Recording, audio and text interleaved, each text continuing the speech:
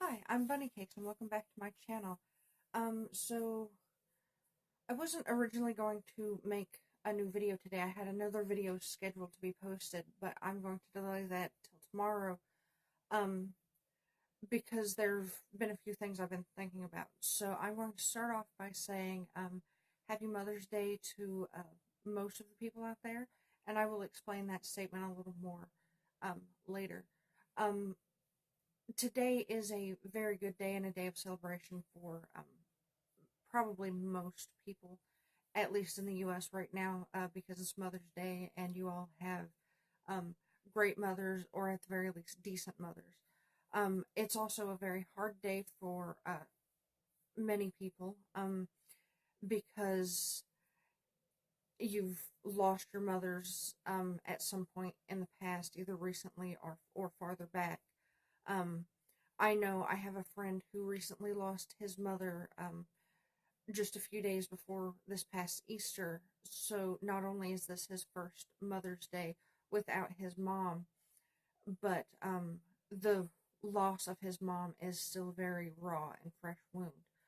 But there's also another group of people that have often very hard Mother's Days, and it's not always because we and they don't have mothers. It's that um, the relationship with their mothers is not just not good, it's terrible for one reason or another.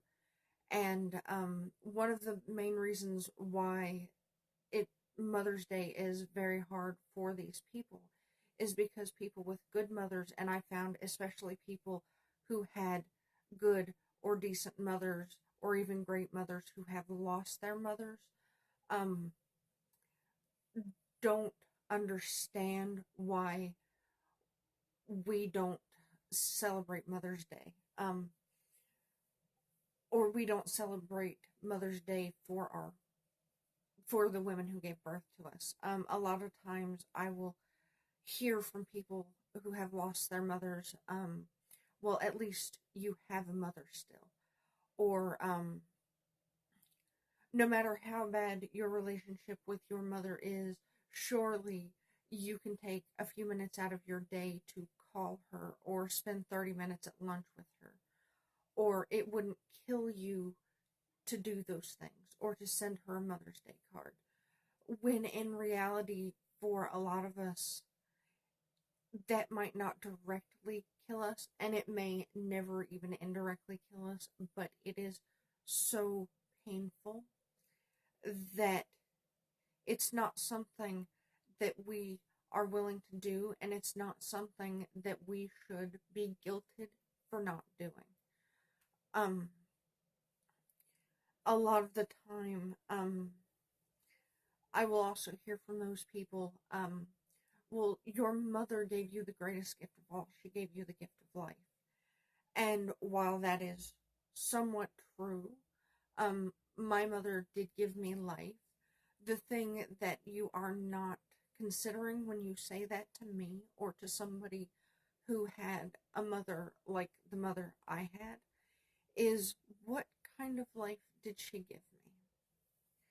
Um, Up until I escaped when I was 19, and I very much think of it as escaping.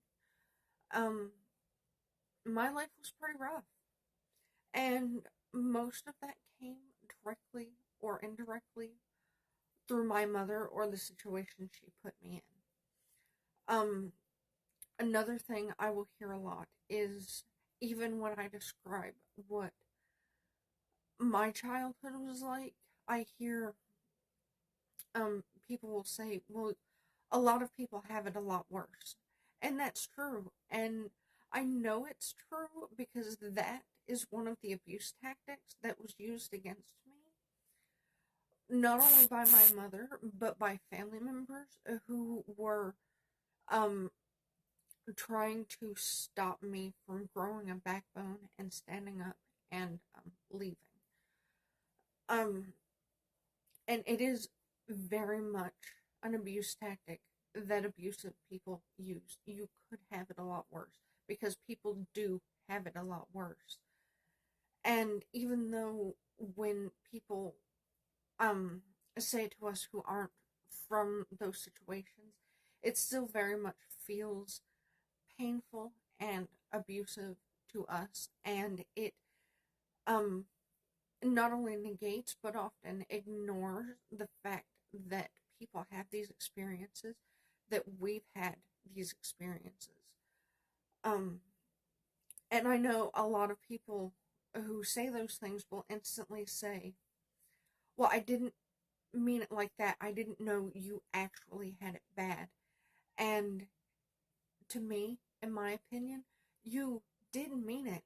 What you didn't realize is that I wasn't saying I have a terrible relationship with my mother because she didn't buy me a pony, or she grounded me, or she stopped me from doing some things that I wanted to do that would have been genuinely harmful for me.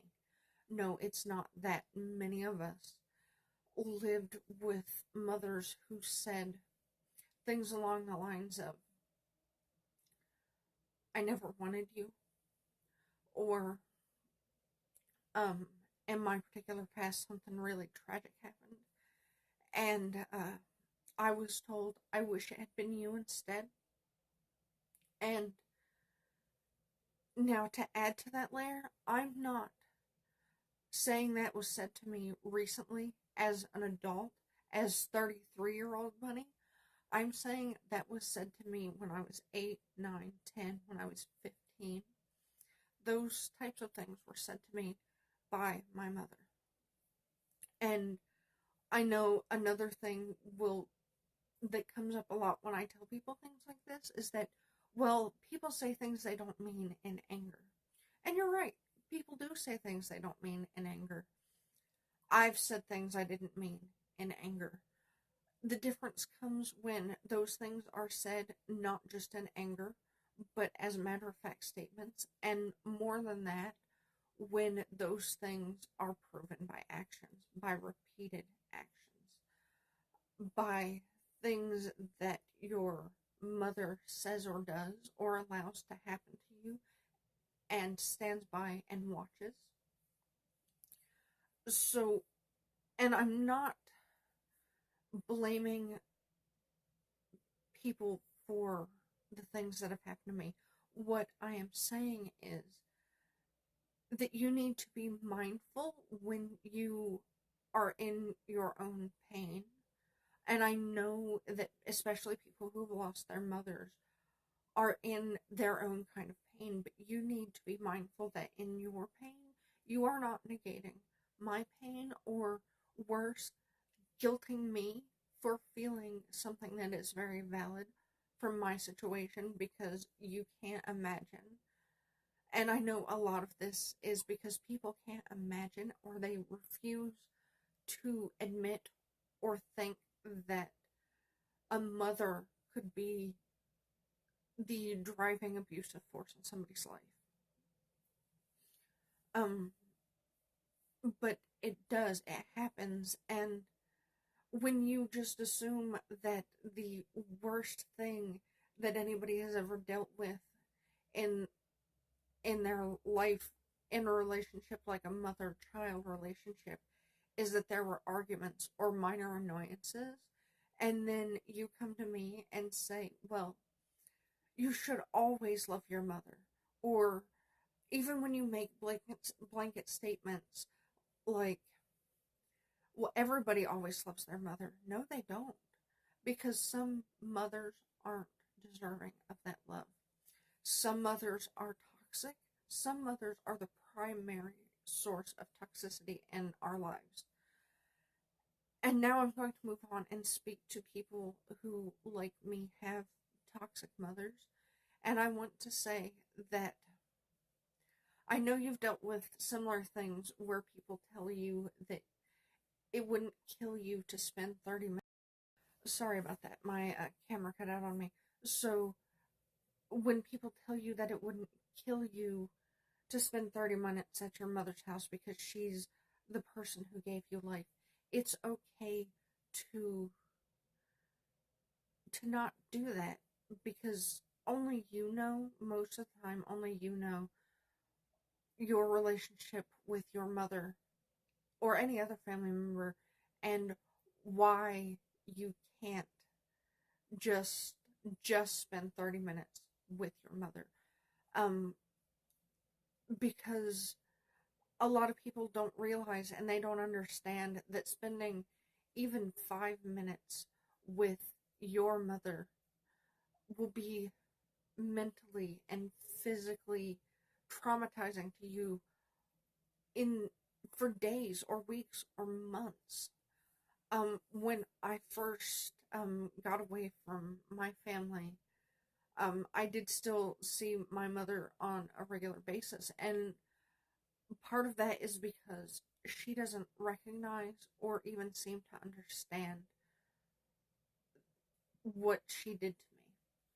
And seeing her now, the few times I've seen her and her mental state, I do genuinely believe that at this point she doesn't remember and she genuinely doesn't understand. And I'm not saying that to excuse her, because I don't. What I'm saying is that she just she doesn't understand. She doesn't remember those things. And on top of that, the people around her, a lot of the time they don't know the extent of it, and for the rest of it, they are in such heavy denial that they wouldn't remind her or call her out on those things either. And when I would call her and them out on those things, the denial was so strong that I was making things up or I didn't understand the situation. Um, it's okay, and you should understand that it is not right for people to make you feel guilty because you don't have the relationship with your mother that they do or that they wish they had. Some people have an amazing capacity to forgive and almost to deny and forget terrible things that their mothers have done, especially when they've passed away. And that is the way some people cope. But there are those of us who don't cope that way because we can't, because the abuses that we've suffered happened over such a long period, or they cut so deep that we don't have the ability to forget or forgive for those things.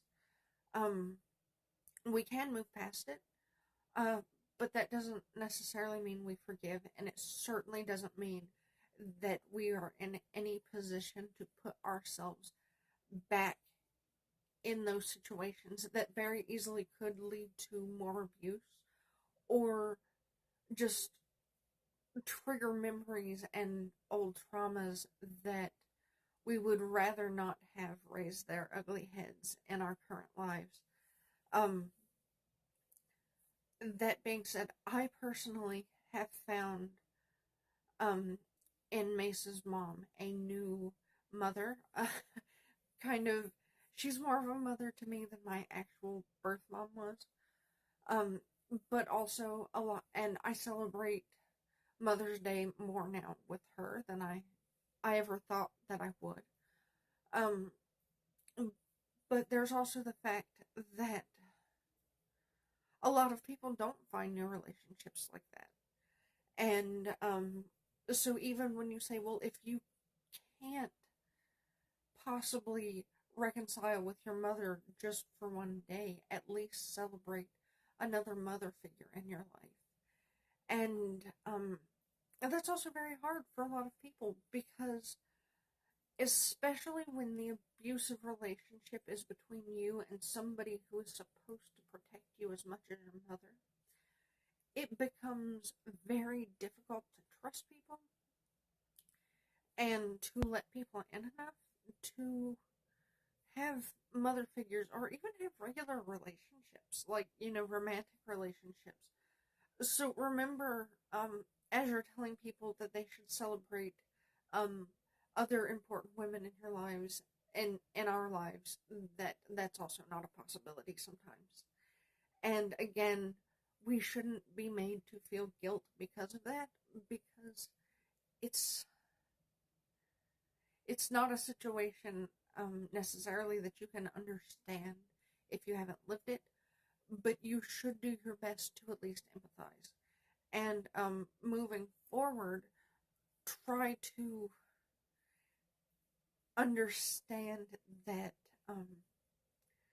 not everybody lives the same experience you have, and a lot of us have um, worse relationships with people that are supposed to be our protectors and our loved ones than you have.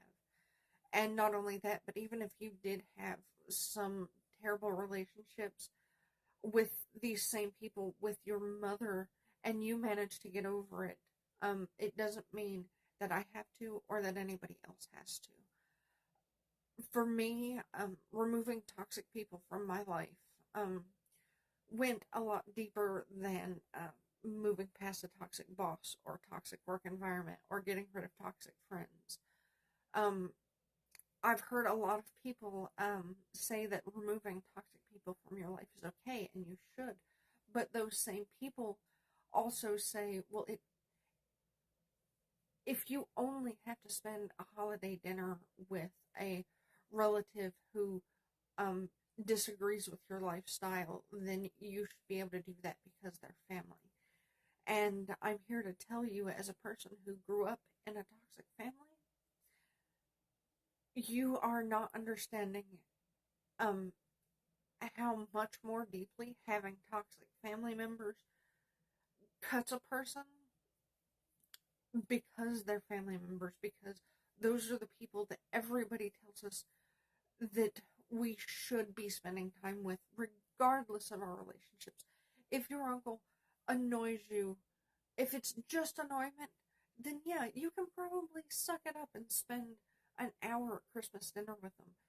But if your uncle thinks that you should die or suffer because of a lifestyle choice you've made, or worse, because you're being blamed for the sins of someone else, then no, you shouldn't. You don't have to put yourself through that, and you shouldn't put yourself through that, and you shouldn't feel guilt because you refuse to put yourself in a traumatic situation.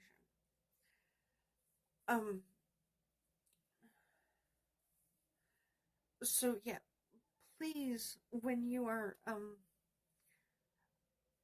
talking about these types of situations and you've had a decent life and the worst relationship you have with a family member is an annoyance, please understand that a lot of the times when you say those things to many people, you are laying unnecessary guilt on those people.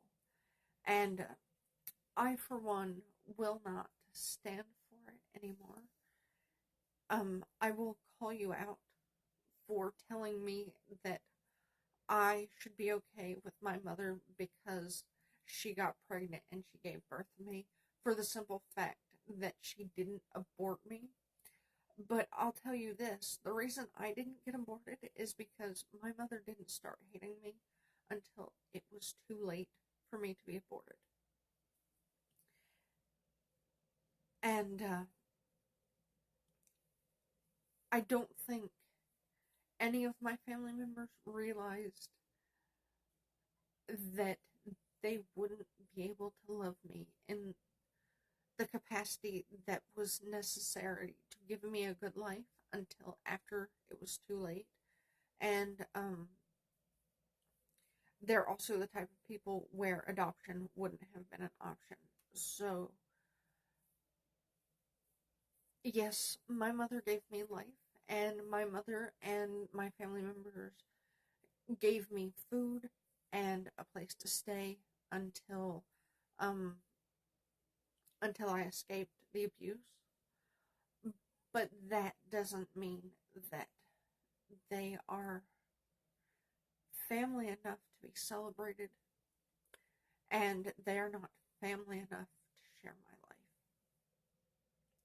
And if you have a family relationship like that, even if it's just a single relationship, or if it is like mine and it's pretty much the whole family, do not feel bad for blocking them from your life and for doing whatever it takes to get away from the abuse and to give yourself the gift of a life without the abuse and without the guilt. Um, that being said, as I said in the beginning, I do wish most of the mothers out there and those who act as mothers a very, very happy Mother's Day. You deserve it. You're strong women, and I support and celebrate you. Um, and the reason I said most is because I know that there are many women who qualify as mothers because they have given birth, but those women are not what true mothers should be. They don't qualify, in my opinion, and therefore they are the group of people that I am ignoring in my wishes for Happy Mother's Days for most of you. That being said, I'm going to continue to try not to cry, and this video was very emotionally raw for me. And I didn't even go into a level of detail that I could, and I won't. So I'm going to say, be strong, smile when you can, and always take care of yourself. Even if it means ending relationships that that it's hard for most people to understand, causing the end of.